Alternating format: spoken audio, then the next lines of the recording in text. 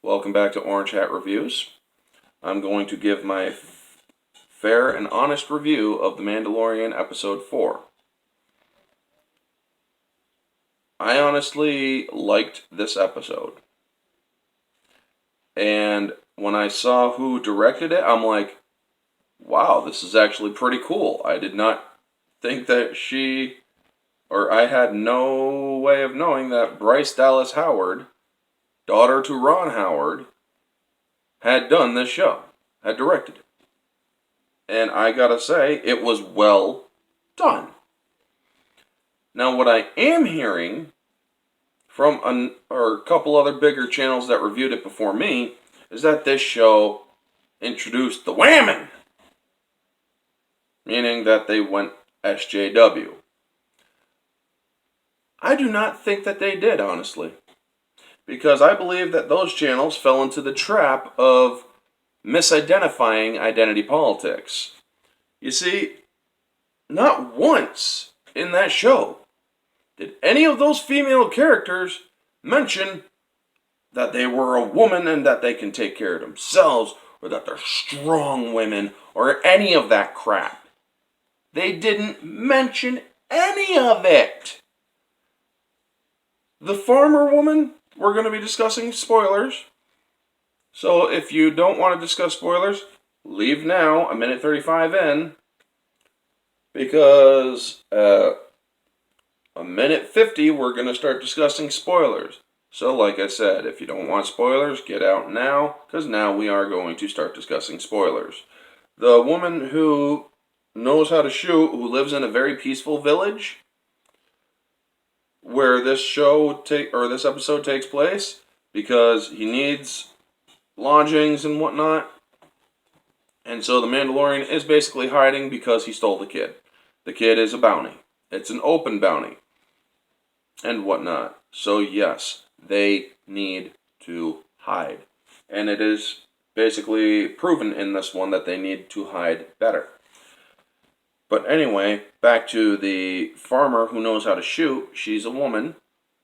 Yeah, so what? She knows how to shoot when the other farmers don't. Yeah, so what? I'm willing to bet you that there's a chance that this character, she didn't always reside in the village. There was a chance that she lived elsewhere and came into the village, learned how to shoot, or she even taught herself how to shoot. We don't know. We don't know her background. So, that could be just a misidentifying of identity politics. You can't always jump on this thing and say, oh, it's SJW because she knows how to shoot perfectly. No, it's not. Oh, it's SJW because there's a bunch of women in it. No, it's not. If all these women were basically saying, we don't need men, or I'm a woman, I don't need your help, yeah, that would have been more SJW and less attractive. This show had nothing SJW in it, this episode. Not one damn thing. So, for those channels that are misidentifying identity politics in The Mandalorian Episode 4, knock it off and educate yourself a little bit. I'm not saying that to be mean, I'm giving you a strong suggestion. Anywho, back to reviewing it. The story was good, very good writing. They delved into the lore of the Mandalorian culture even more, talking about what happens if you take off the helmet, what happens, or when they when they take it off without the guidelines.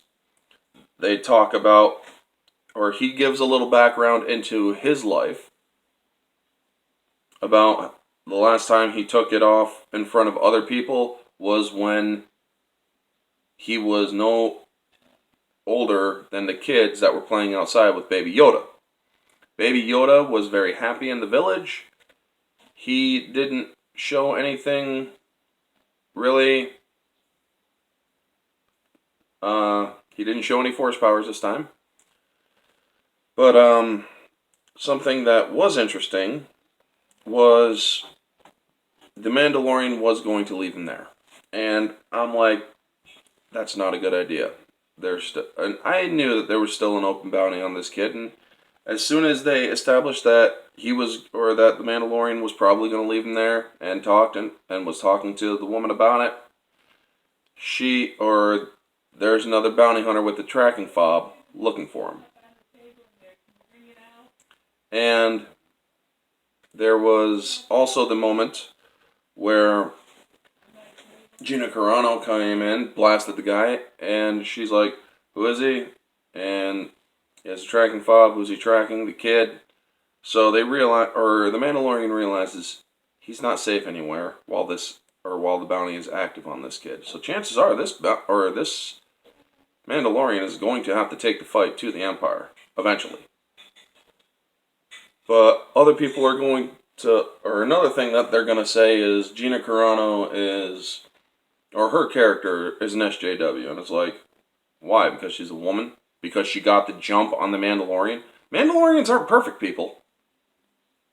Yes, I know I'm jumping back to that previous point, or previous category of misidentifying, but it's one thing I forgot, so I am pointing it out. People can get the drop on on Mandalorians. It's shown in this show that people can get the best of them. I mean, just because he has his Beskar armor does not mean he is invincible. There's cracks, or there's openings in that armor, and they could kill him. They can beat him up. He's still human underneath that armor. So, he can lose. Yes, she punched him down, and they eventually got on their backs and had their blasters up pointing at each other.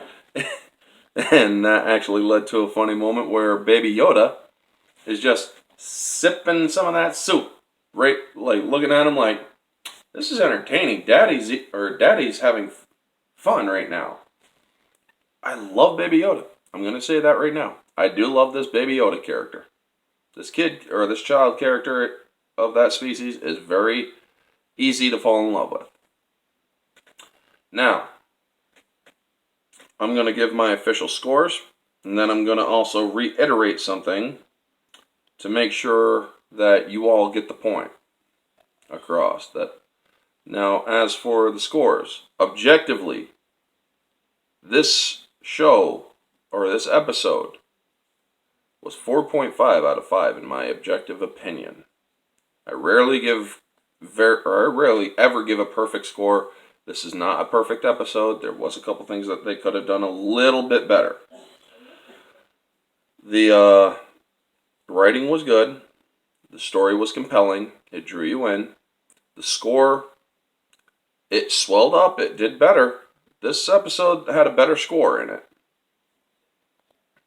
But it still was not enough to be very memorable. I can still forget the score, because I already have forgotten the score. And I just watched this show. Just watched it.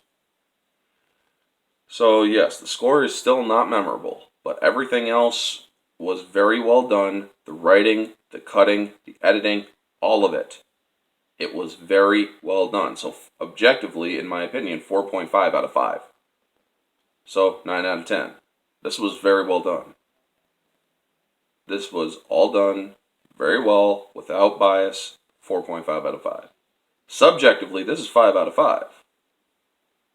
Because I absolutely loved how they delved back into the lore of Mandalorians. This is showing that they do pull out a little bit of the EU. They're trying to take a little bit of the EU and reintegrate it.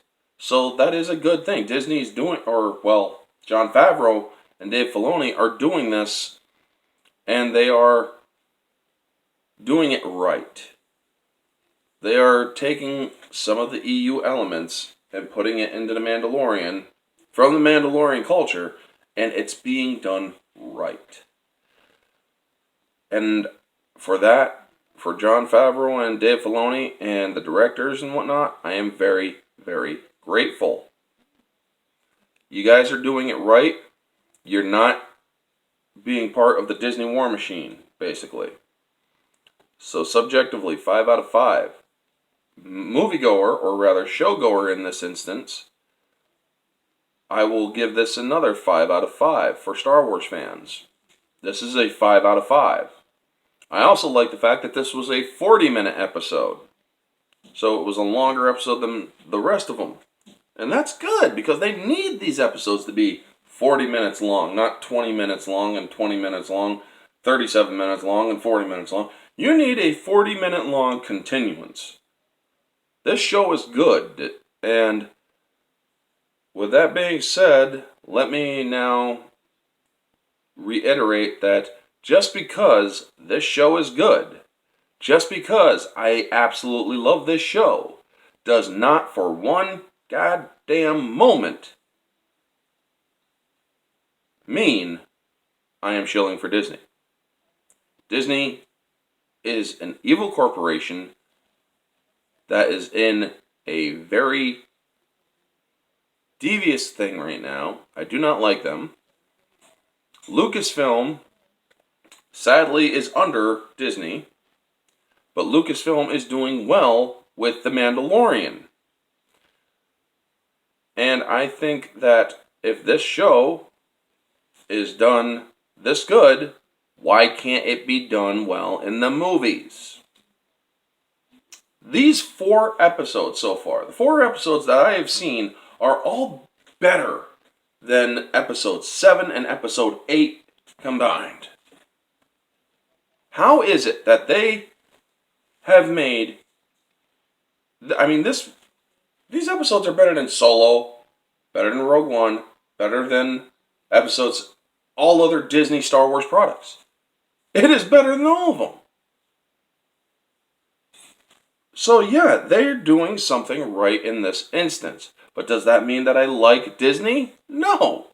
Duck Disney. So yeah, I'm not shilling for them, folks. This episode was very good. All the other 3 episodes are very good, but that still does leave room for error. We're only 4 episodes in. We're only halfway there. So yeah. Anyway, folks, that is the video. Y'all know the drill. Like, comment, subscribe, share, all that jazz. Let me know what your guys' thoughts are in The Mandalorian. Do you think it went SJW because of the women in it? Or are you smart enough to know that it's not an SJW show simply because there are women in it? Please tell me that you are of the former and not the latter. Because if you are, but even if you are of the latter, this is an opportunity for you to learn how to properly identify the feminist narrative when it is pushed. Anyway, folks, that is the video. My high scores for episode 4 of The Mandalorian. This show is getting good, and it hopefully will get better. Because if it starts getting worse, it will be a serious letdown. It will be a heartbreak. Anyway, folks, this has been Orange Hat Reviews. Catch y'all on the next one.